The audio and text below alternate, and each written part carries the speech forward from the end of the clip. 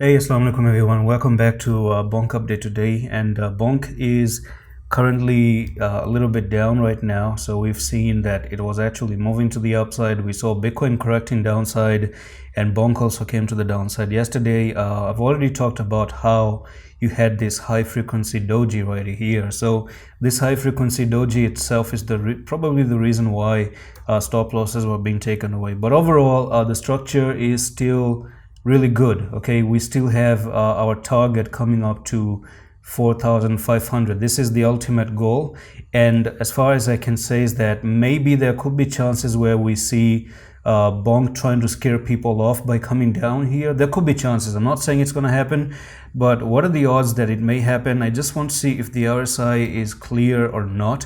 So what I'm going to do is I'm going to pick up the RSI, and you can see that the RSI has a slight bearish divergence, if you notice. So you're moving down, the prices are moving up, and yes, so this thing is a little bit bearish, of course, because it's right in front of you. Bearish divergence, you cannot just ignore it, and it will have consequences when you make a bearish divergence. Just as bullish divergence are there, we will have consequences. Now, also keep in mind that this is another place of rejection for BONK. We've seen few rejection in the past as well, so we still need to get above here.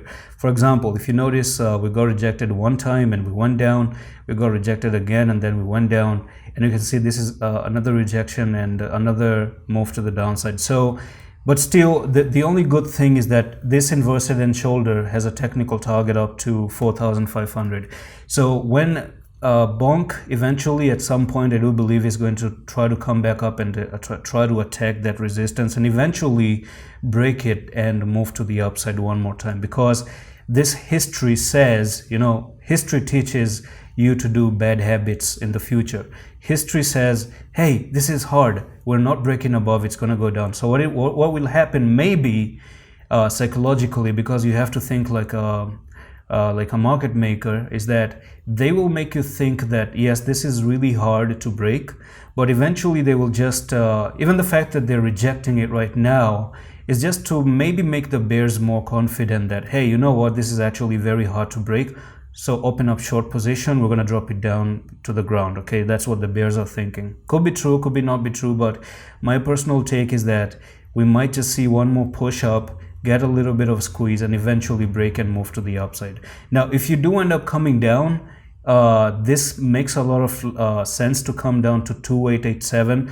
Now, reason is, I've told you before, if it ever comes down to 2887, it's still okay. It doesn't actually mean that it's in a bad structure. It's not in a bad structure, because this was the neckline of inverse head and shoulders, and that is actually going to turn into your support now, which was previously resistance.